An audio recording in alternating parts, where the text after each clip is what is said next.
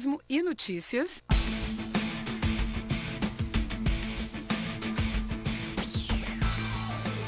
Atenção! O programa exibido agora é de inteira responsabilidade de seus idealizadores. A emissora não se responsabiliza pelo conteúdo das matérias exibidas.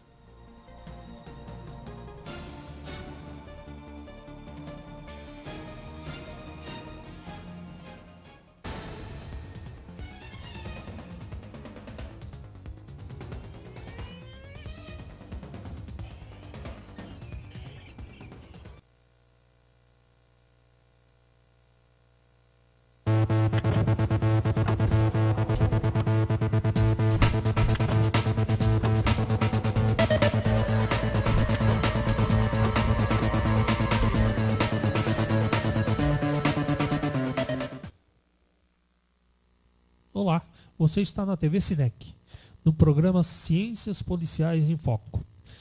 Uma forma diferente de falar sobre o tema segurança pública.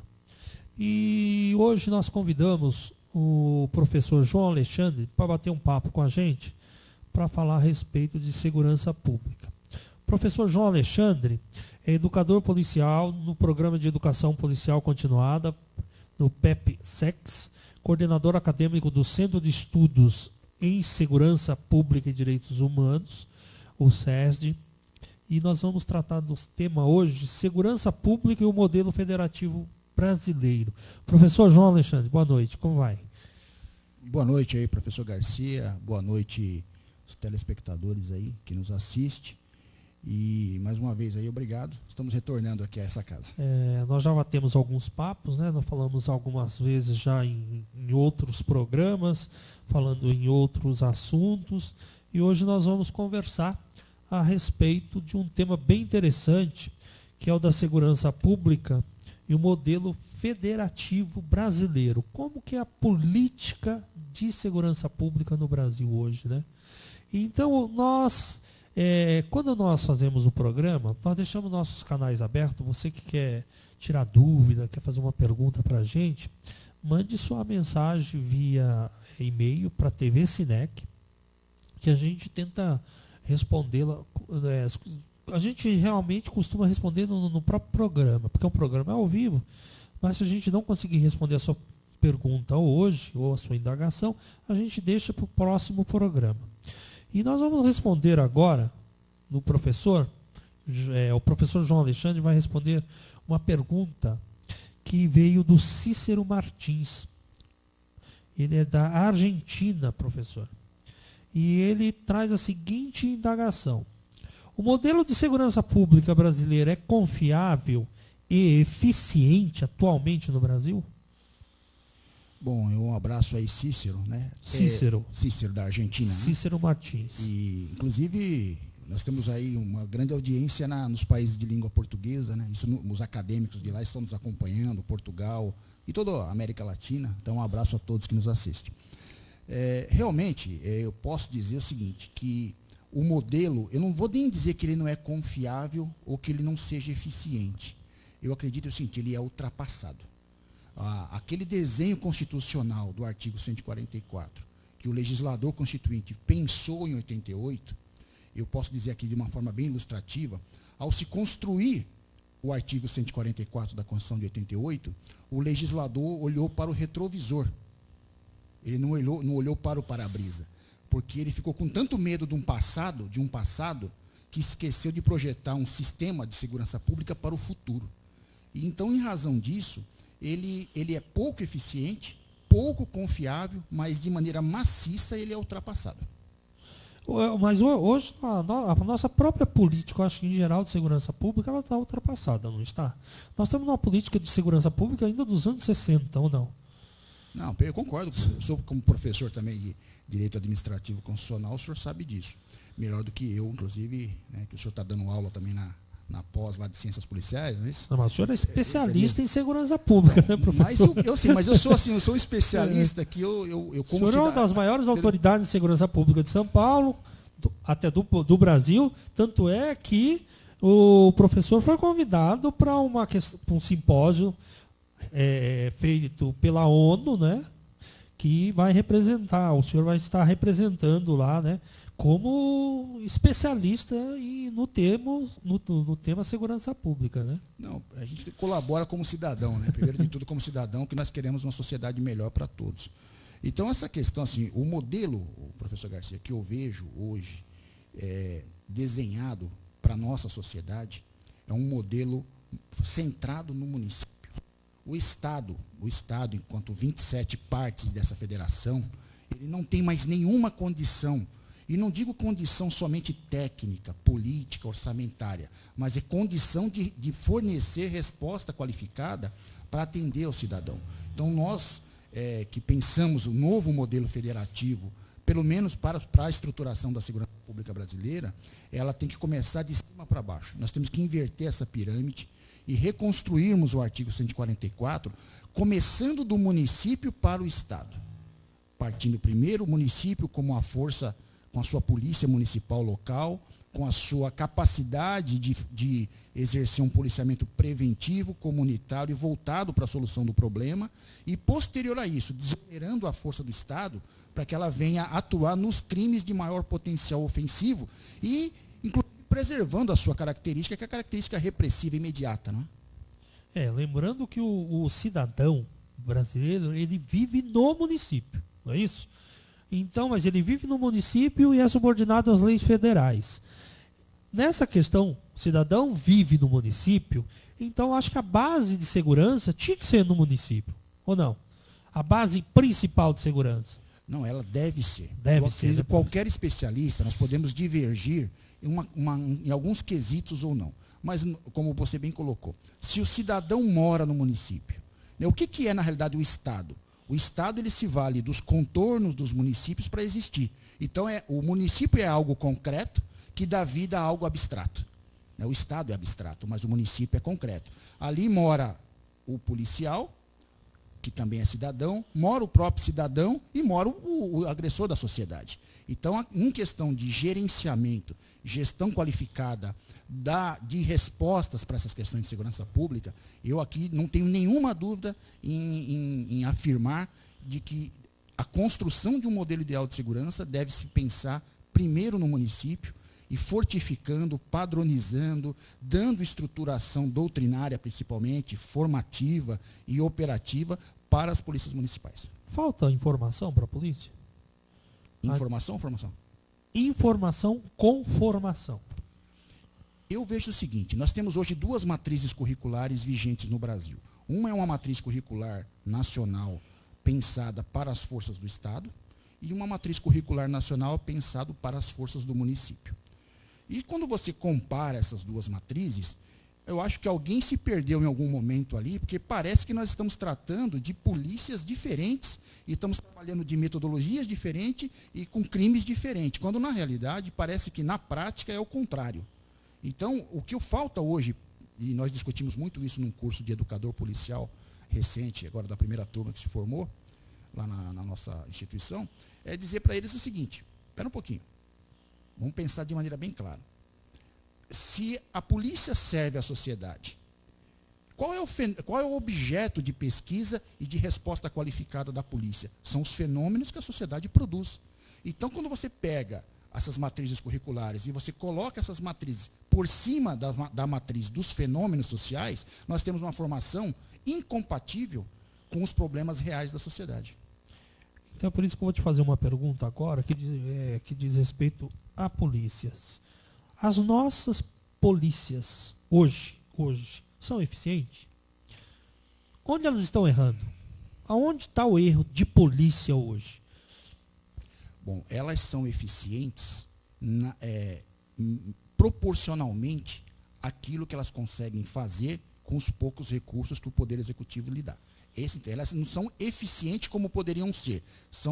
Digamos assim, a capacidade de eficiência dela está muito reduzida. Ela poderia ser mais eficiente, mais produtiva, mas não o é por uma série de fatores que, se a gente se aprofundar aqui, foge um pouco da pauta. Mas, a outra parte da sua questão, qual foi? Pergunta? Foi aonde que elas estão errando? A polícia está errando em 2 coisas, e eu quero deixar isso aqui claro, porque os estudos têm revelado isso. A polícia, ela tem errado? Quando eu digo a polícia, nós estamos dizendo todas essas polícias, o órgão policial. A instituição, a instituição. Polícia, não é o policial. Então, ela tem errado porque ela tem construído ações, digamos assim, corporativas, ações de lobby, ações legais, voltada para se autoproteger enquanto instituição.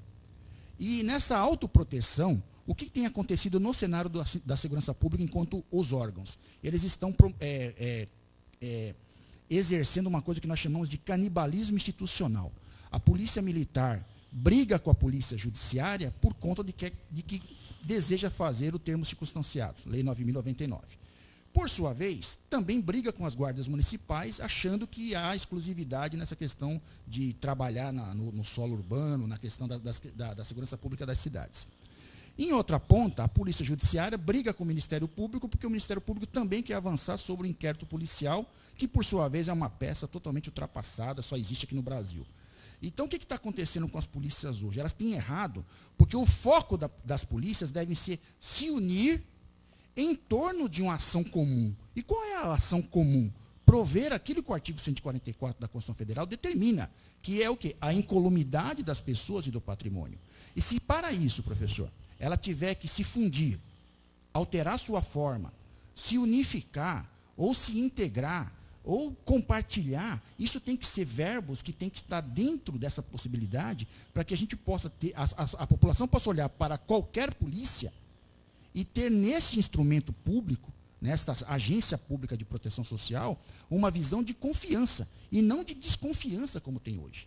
Hoje a polícia, e qualquer pesquisa revela isso, a sociedade, eu estou falando a sociedade do cidadão de bem, ainda não confia na polícia plenamente. Ela confia, tem uma pesquisa, acho que do IBOP, foi feita alguns anos atrás, confia no Corpo de Bombeiros e confia nas Forças Armadas, mas não confia na sua polícia urbana. É engraçado, professor, que hoje, a matéria de hoje dos telejornais, na parte da manhã, foi o velório de uma menina de 10 anos no Rio de Janeiro, e aonde o pai faz um desabafo, porque a filha dele foi tirado a vida numa bala perdida, e esse pai, com toda a indignação, né, do fato de ter ocorrido, tirado uma vida, mas esse pai, na sua dor, ele diz a seguinte frase.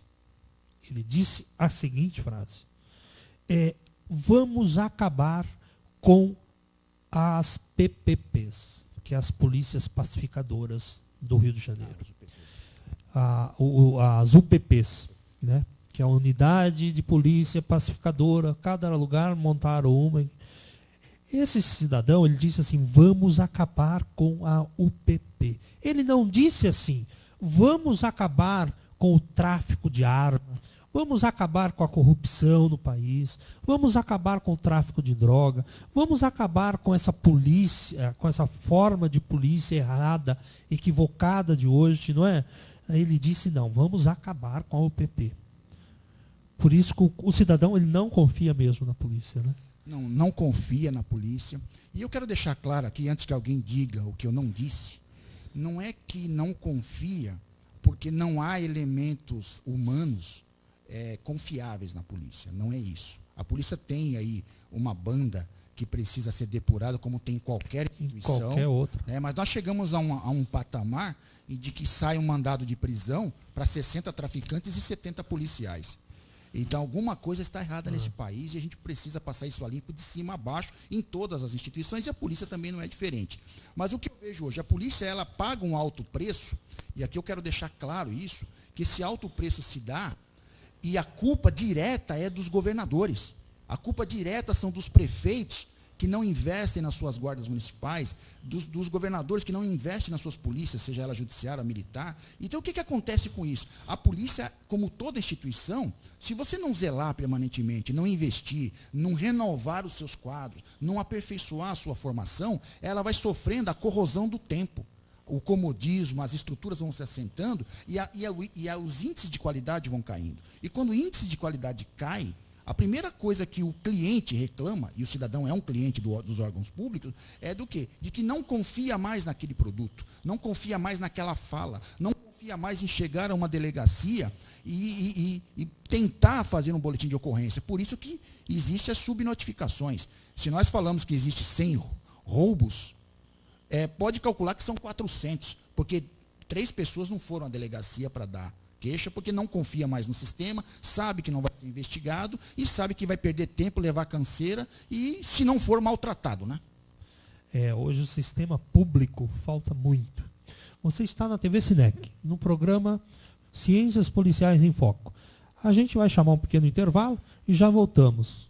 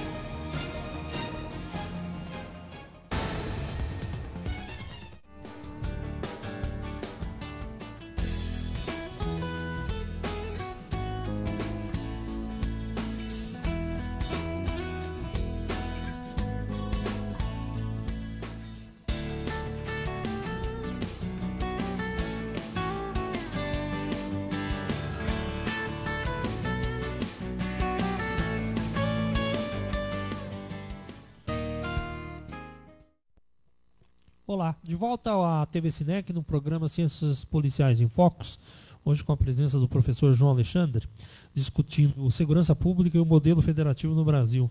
Professor, nós estávamos falando da questão das polícias, elas também não se comunicam, né? É muito engraçado isso, né? Polícia estadual não fala com a federal, que não fala com a municipal. Isso não tem também a questão das vaidades dos seus comandos e por aí vai? Bom, se você chega em uma instituição e você ouve a palavra cardeal, você já pensa em algo assim totalmente místico, totalmente fora do nosso tempo, né? Professor Garcia, eu vou falar uma coisa que é um debate que tem sido feito, e houve um debate alguns anos atrás no Instituto Brasileiro de Ciências Criminais sobre a polícia, a reforma da polícia. E nesse caso, o debate era sobre a reforma da polícia judiciária. A questão hoje se fala em desmilitarização, que é um outro tema. 2, se fala em unificação. E, por último, se fala em integração. A questão da unificação ou da desmilitarização, acho que não é um assunto até que para esse programa, porque ele é um pouco muito afastado do centro do problema.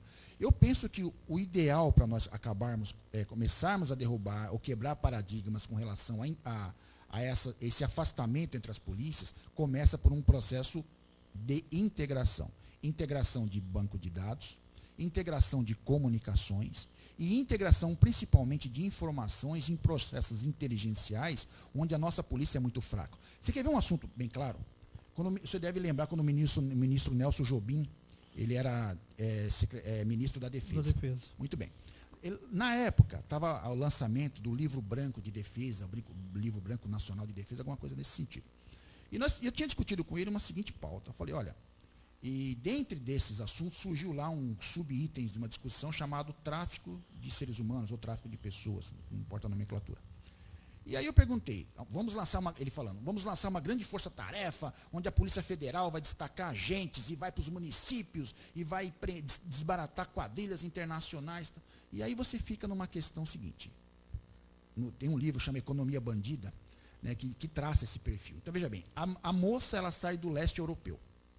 Ela cai na mão de uma rede de traficantes árabes, depois que passa para uma rede de judeus, depois ela é comercializada aqui para a América Latina, países de língua portuguesa, por fim ela chega aqui no Brasil, um exemplo. Mas quando essa mulher, vítima de tráfico de pessoas, ela passar a ser vendida como mercadoria humana, ela será, entre aspas, consumida onde? Será consumida em algum município, onde tem lá um inferninho escrito lá, Recanto da Sereia, Casa da Luz Vermelha, não importa o nome que esteja, ela drinks, não sei das quantas, mas esse estabelecimento comercial, entre aspas, estará sediado, né, usando um solo de um município. E aí eu perguntei para o ministro, por que então não chamar as guardas municipais, capacitá-las para que ela faça essa defesa territorial desse tema? Porque é muito mais fácil para um guarda municipal, enquanto polícia administrativa de município, com poder de lacrar estabelecimento, chegar nesses estabelecimentos de que usam essas moças como mercadoria, e lacrar, e a partir dali tornar inviável naquele município a comercialização dessas pessoas. Então, o que significa? Ora, começando de baixo para cima, se cada município começar a atacar de maneira administrativa esses estabelecimentos que exploram o sexo, desenrola de baixo para cima toda uma cadeia, uma espiral de desestímulo ao tráfico internacional. Porque que adianta a moça sair do leste europeu, fazer toda essa volta, passar pelo Mercosul, se ela chegar aqui no Brasil, for direcionada para um município, chegar lá não tem o estabelecimento. Então, professor, o senhor é favorável à questão da guarda municipal, das guardas municipais assumirem o papel de polícia ostensiva? Não, ela já tem esse papel, né, professor? Em razão da Lei 13.022, lá no artigo 3º, inciso 3, já diz que ela faz o patrulhamento preventivo e como ela é uniformizada e armada, ela é ostensiva. Ela é uniformizada. Agora, o que falta, e aí está a grande hipocrisia do sistema, é por que então que o município, que financia todas essas ações do Estado, ele não pode participar de forma direta, também, como um grande interventor nessas questões? Por que eu falo? A Polícia Militar, ela está presente em 100% dos territórios da nossa nação. Mas a grande questão é, está presente 100%, de que forma? Qualitativa ou quantitativa, ou de eficiência ou de eficácia? Às vezes ela está presente com apenas 2 homens, num município onde tem 50 guardas municipais. Então, ora, a sabedoria nos leva aquilo que o senhor falou no início da sua questão, nos leva a repensar um sistema de integração, onde nós possamos compartilhar dados, compartilhar ações e juntos, essas forças policiais, abrindo mão da vaidade, da reserva legal de poder e exclusivamente dessas questões de autodefesa ou autopromoção, pensarem na sociedade. Que hoje as polícias não pensam na sociedade, elas pensam em si mesmas em razão dos benefícios. Mas quando elas devolvem para a sociedade, elas devolvem muito pouco em razão exatamente dessa não integração. Professor, nós tivemos uma participação de um telespectador nosso aqui, lá da Costa do Marfim. O nome dele é Basilele. E ele faz a seguinte questão, ele levanta a seguinte questão. Qual a situação da sociedade e da polícia atualmente aqui no Brasil? Olha, a polícia, enquanto instituição, ela acordou, a partir do ano 2000, para um grande tema, da qual o senhor, inclusive, está fazendo parte desse processo de transformação também, como docente, é a questão de se enxergar como produtora de conhecimento, como uma organização capaz de produzir ciência, capaz de produzir respostas qualificadas para os fenômenos sociais. Então, o que nós temos hoje, e eu acredito que na linha do tempo para frente, mais uns 10 anos, talvez a gente consiga atingir um ponto de equilíbrio, é o seguinte: nós temos uma sociedade que tem produzido diariamente fenômenos, que tem se comportado de uma maneira que a curva está se distanciando bastante do marco da legalidade, do controle, da solução pacífica dos conflitos. Ela tem se distanciado, a curva tem sido contrária. E de um outro flanco, nós temos um sistema de organização policial desconexo, vaidoso, competidor entre si, cometendo canibalismo institucional e incapaz de reproduzir ou de produzir, e além de produzir, conseguir aplicar na sociedade respostas qualificadas a esses fenômenos. Vamos dar um exemplo bem claro: black box. Ora, uma coisa é o que está na Constituição, que é o direito de se reunir e de pacificamente, se manifestar, pacificamente, ok? Em local público. Outra coisa é ter esta reunião e desta reunião se desdobrar para a quebra da ordem pública. E quando há a quebra da ordem pública, o que acontece? A única resposta que qualquer polícia no mundo tem é o uso diferenciado da força para reprimir essas questões. E quando ela exerce esse poder legítimo, o que você que nos assiste tem que entender é o seguinte, é que o uso da força policial, quem autoriza a polícia a usar a força? É você mesmo que é cidadão. É você que sustenta a polícia, é você que autoriza o conjunto de leis, elege pessoas que aprovam o conjunto de leis, e que a polícia, ao usar a força, ela está autorizada por você mesmo que essa força seja usada, certo? Contra aqueles que quebram a ordem. Então, e aí você vê, como teve aqui em caso de São Paulo, a Polícia Militar começou a exercer o seu papel técnico de restabelecimento da ordem pública, foi proibida pelo Tribunal de Justiça a usar balas de elastômetros, a usar lá os equipamentos menos letais, né, por conta de que isso estava afetando o interesse de A ou B. A reportagem achou isso, fulano achou aquilo, o falso recorte dos direitos humanos achou aquilo outro, e a polícia recolhe o seu braço técnico e fica à mercê de inventar uma moda, a tropa do braço. O que é a tropa do braço? São homens fortes, treinados em jiu-jitsu ou qualquer outra arte, desarmados, que vão lá tentar, no meio da multidão, identificar, tirar alguém e tal. Mas isso é a exceção. Qual é a regra? A regra é o uso da força. Então a polícia ela tem que se firmar como um órgão técnico, dentro do gerenciamento da coisa pública, e o Poder Executivo tem que acolher isso. Porque quando se chama a polícia, não está se chamando um diplomata, não está se chamando uma freira, não está se chamando um padre para dar uma extrema-unção. Está se chamando um órgão técnico, treinado, capacitado para exercer a sua ação, o seu ato técnico de polícia. E se ele exerceu, dentro das medidas legais e proporcionais que a lei autoriza, ele deve não ser vilipendiado pela administração pública. Ao contrário, deve ser acolhido, protegido e rechaçado qualquer maledicência ou qualquer fala negativa à sua ação. Então a polícia hoje, ela não consegue, digamos assim, ela desenvolve ciência, desenvolve saberes, e na hora de aplicar, ela fica à mercê da covardia do poder, do gestor público administrativo, né, em validar essas ações.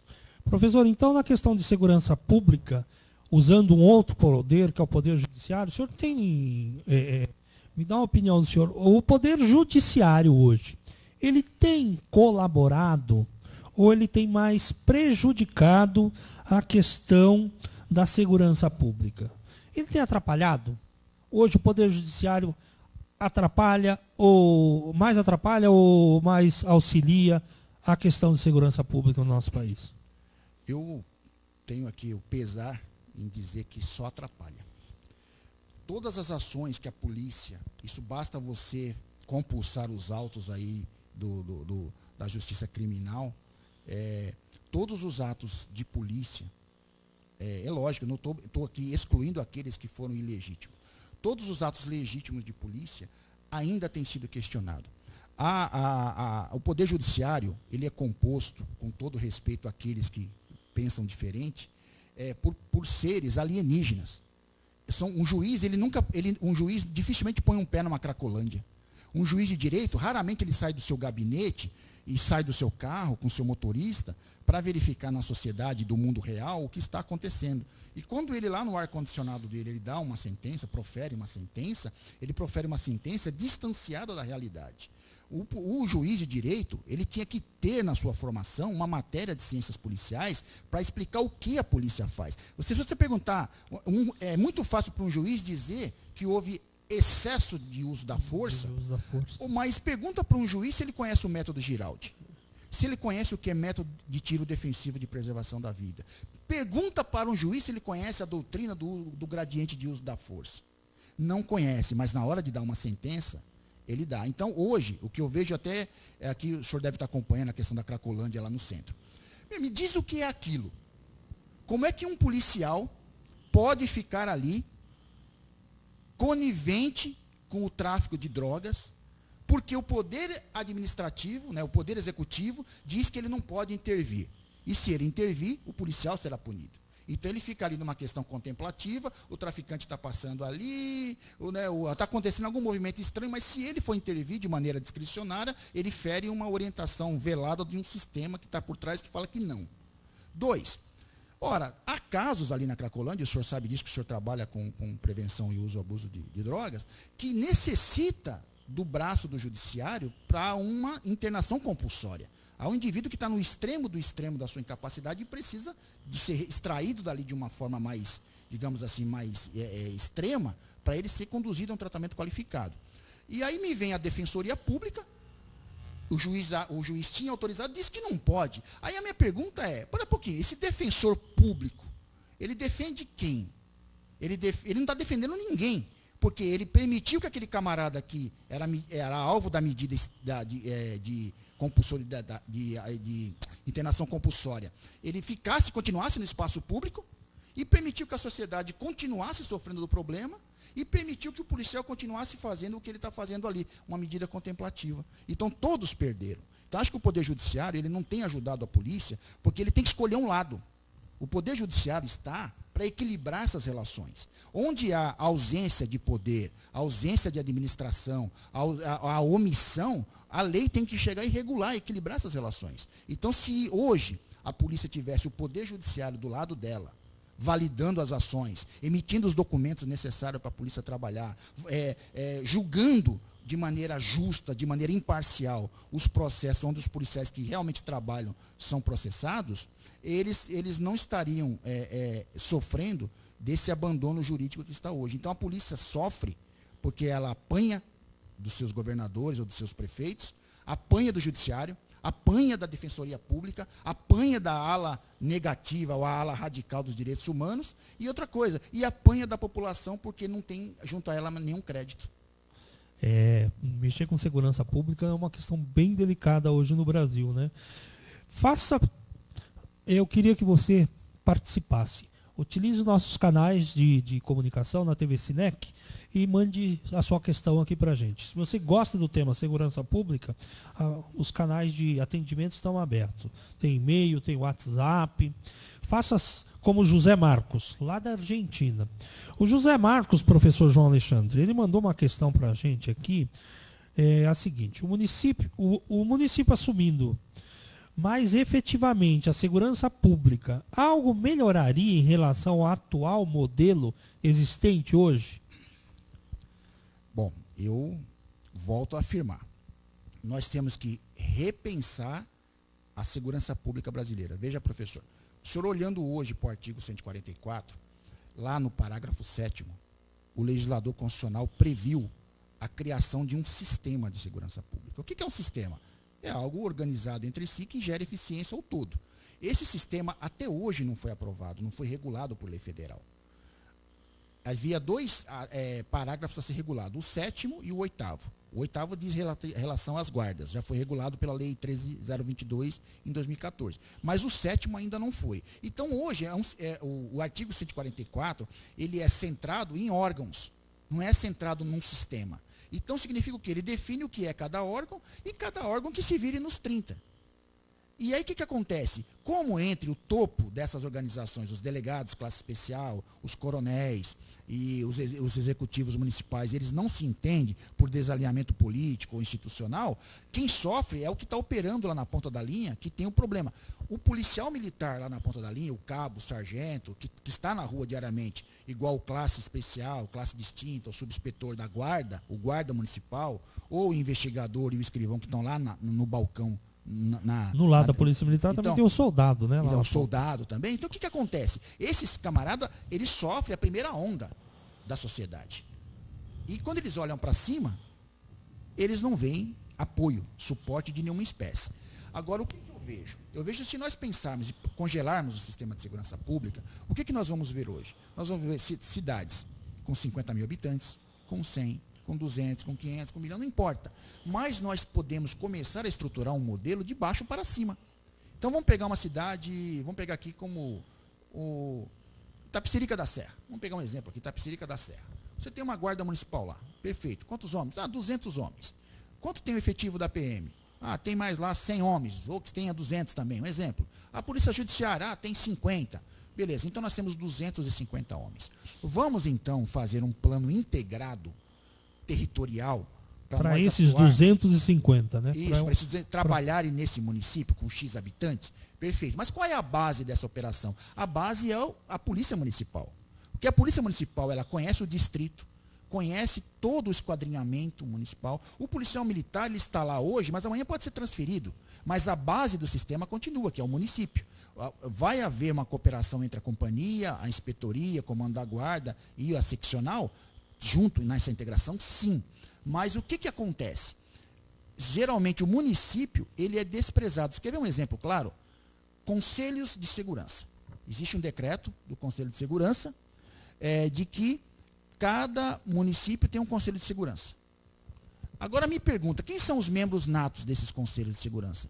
O capitão da PM e o delegado lá da delegacia local. Me pergunta, e o representante da segurança do município? O inspetor, ou alguém que representa a segurança do município? Porque grandes reclamações que vão para esses conselhos são de ordem administrativa, em que o capitão não pode resolver, que o delegado não pode. Mas se está ali o inspetor, está ali o representante da municipalidade na área de segurança, ele já encaminha, já resolve, já planilha o problema. Então, assim, nós precisamos construir algo de baixo para cima, porque o sistema construiu de cima para baixo e já mostrou que está falho e é um modelo fracassado. E você? Tem alguma dúvida a respeito de segurança pública? Faça como Cícero Martins, da Argentina, como Basilê, da Costa do Marfim, como José Marcos, também da Argentina. Mande sua questão para a gente. Professor, como o nosso tempo hoje está meio curto, nós temos uma outra questão aqui que eu queria que o senhor falasse a respeito. Quais seriam suas principais sugestões para que houvesse mais seriedade na questão do debate sobre segurança pública hoje no Brasil? É uma pergunta delicada essa, porque assim, eu acho que o agente público só pode fazer aquilo que a lei lhe autoriza. Então, o grande problema, professor Garcia, é o conjunto legal que nós temos hoje no país. E eu fico triste aqui, quando eu olho para o Congresso Nacional e eu vejo são 518, né? 516, não sei, 517 deputados brincando de segurança pública. Cada dia sai um projeto de emenda constitucional. É PEC de não sei o quê, PEC de não sei o quê, PEC que desmonta a polícia, PEC que faz isso, PEC que fica aquilo. E você junta aqueles monte de PEC e você começa a montar aquele troço. É um Frankenstein de 8 cabeças, de 39 pernas, 18 orelhas. Não serve para nada. Não serve para nada. E aqueles caras brincando. E aí eu vou muito mais profundo, que esse é um programa aqui que eu acredito que a gente tem a liberdade de falar, né? Quando você entrega o sistema de segurança pública brasileiro na mão de uma grande parcela de criminosos, você tem somente uma resposta prática para o sistema de segurança pública. É o desmantelo, é exatamente o desprezo e a intenção dolosa de que esse sistema não funcione e eu jamais venha a existir. E eu estou dizendo isso, é lógico que tem deputados que são honestos, nós estamos sempre excluindo aqui as pessoas honestas, nós podemos generalizar todos. Mas é o seguinte, quando você olha para um Congresso que está preso, que está respondendo o processo, que está perdendo cargos e etc., como é que nós podemos entregar um assunto de segurança pública na mão dessas pessoas? Incapazes de legislar, incapazes de propor tecnicamente, incapazes de pensar um sistema e que se alimentam da corrupção, se alimentam da não transparência e se alimentam do próprio crime. Então, a ciência policial precisa progredir no sentido da polícia ser autônoma, ser eficiente, para, inclusive, poder alcançar esses que legislam em prol da própria segurança. A conta não bate, né, professor? Não fecha essa conta, né? Porque num Congresso onde nós temos um Congresso que faz legislação para o seu próprio umbigo, só vive a se defender e esquece das questões, né, de política pública para o povo, para a sociedade, e tão preocupado consigo mesmo. É igual o Supremo Tribunal Federal. Ele está hoje só trabalhando para a questão dos corruptos, né? Esqueceram não existe, você não vê mais falar em outros assuntos que o país precisa, né? Só falam na questão da corrupção e a corrupção, e eles estão cada dia criando lei para se defender. Hoje você participou com a gente no programa Ciências Policiais em Foco. Eu queria deixar um recado aqui. O professor João Alexandre acabou sendo convidado por um órgão das Nações Unidas, que é o Comitê Permanente da América Latina para a Prevenção de Delito. Ele foi convidado para a Convenção sobre Políticas Públicas e a Percepção da Corrupção na América Latina. Essa convenção será realizada em Buenos Aires, na Argentina, em 6 e 7 de novembro de 2017. O professor estará lá, né, professor? Estaremos lá, levando a nossa contribuição e, mais uma vez, defendendo a participação dos municípios. E é bom que lá tem polícia municipal lá, né? Não é?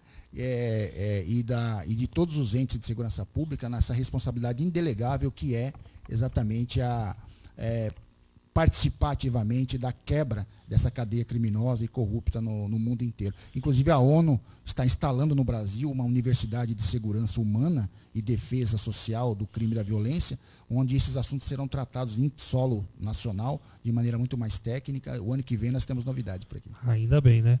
Eu queria mandar agora um abraço lá para um companheiro nosso, o Marcos Faustino Cândido, que é da Frontline, que é uma transportadora, ele que faz alguns serviços para a gente de transporte. Eu queria agradecer ao professor João Alexandre pela participação, pela brilhante participação, sempre o professor abrilhanta os nossos programas. E queria agradecer a você que nos acompanhou até agora pela TV Cinec, no programa Ciências Policiais em Foco, e deixar um recado que estamos aqui todas as sextas na TV Cinec, das 18 às 19 horas. Aguardamos você. Professor, alguma mensagem de despedida? Só mandar um abraço a todos que nos assistem, agradecer os colegas aí de outros países que têm acompanhado o programa Ciências Policiais em Foco e dizer, acima de tudo, que a sociedade, ela é você que nos assiste. Você deve interagir aí na sua cidade, cobrar o seu prefeito, cobrar o seu governador e juntos nós com certeza conseguiremos avançar na melhoria do sistema de segurança pública brasileiro. O programa Ciências Policiais em Foco quer tratar do tema segurança pública de uma maneira mais abrangente, de uma maneira da academia, trazendo informação técnica e relevante na questão de segurança pública. E mais uma vez, obrigado por ficarem conosco. Até mais. Até o próximo.